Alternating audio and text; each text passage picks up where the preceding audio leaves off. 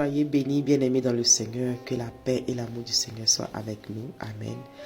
Bon jeudi à tous et bienvenue à notre jeudi de témoignage. Amen.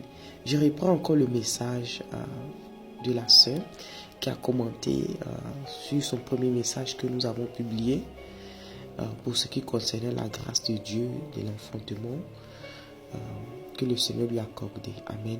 Comme vous pouvez le lire, la sœur dit qu'elle a tellement de témoignages à faire pour prouver la grâce de Dieu dans sa vie.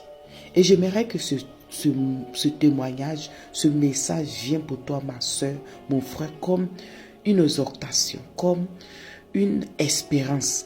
Oui, parce que c'est Dieu qui peut toutes choses. Amen. Rien n'était impossible à Dieu. Alors, avant de faire cette vidéo, je suis allé parcourir le premier contact que j'ai eu avec la sœur. C'était une date particulière. Quand la sœur s'approchait de moi, m'exposant ses préoccupations, et nous sommes subitement rentrés en contact, en priant ensemble, avec le suivi. Et lorsqu'elle m'a annoncé la naissance de l'enfant, sur le WhatsApp, j'ai vu que c'était à peu près la même date de la première fois que nous sommes rentrés en contact et la date de naissance de son enfant. Je disais, waouh Seigneur, c'est magnifique. Je ne sais pas pourquoi. Peut-être que c'est le Saint-Esprit qui a voulu que j'aille vérifier ces dates-là. Ça dit, la sœur est entrée en contact avec moi. Moins d'1 an, la sœur a eu son enfantement. Cela ne vient pas ni de moi, ma force, ni de ma capacité, mais c'est la grâce de Dieu. Amen. Ce qui me fait plaisir dans ce cas, c'est que la sœur, lorsqu'elle est rentrée en contact avant, elle a eu cette foi, cette confiance de me parler en inbox. Et je suis restée, avec elle en la suivant. Et elle a fait toutes ces démarches, la foi, la détermination, les échanges.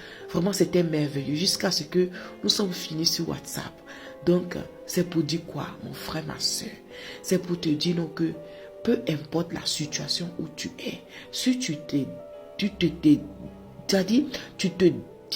décides de vouloir changer ta situation, tu vas voir la grâce de Dieu dans ta vie. Amen.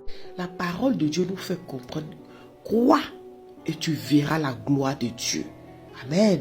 Amen. Alors, l'un des messages que j'utilisais pour prier avec la sœur, c'était dans le livre de Luc 1, versets 37 à 38. La mère de Jésus, à elle était adressée une parole. Et cette parole, qu'est-ce qui se passe avec Marie? Marie a dit à l'ange que cette parole que tu as dit là, quel est son accomplissement? Amen. Nous allons le lire. Je lis dans la version Semeur. Il dit, car rien n'était impossible à Dieu. Alors Marie répondit, je suis la servante du Seigneur, que tout ce que tu as dit s'accomplisse pour moi. Et l'ange la quitta.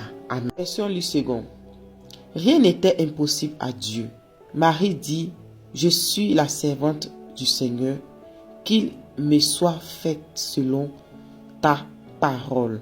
Et l'ange la quitta. Amen. La version Louis II m'intéresse de plus parce qu'elle dit selon ta parole.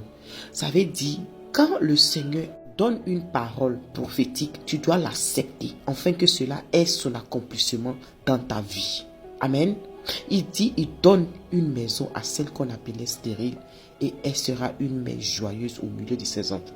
Si tu crois à cette parole, tu saisis cette parole, tu crois à cette parole, ton enfantement, amen, ton enfantement aura son accomplissement. J'ai choisi cette image de la femme qui marche sur l'eau pour te démontrer que c'est la foi qui est la clé de ton enfantement.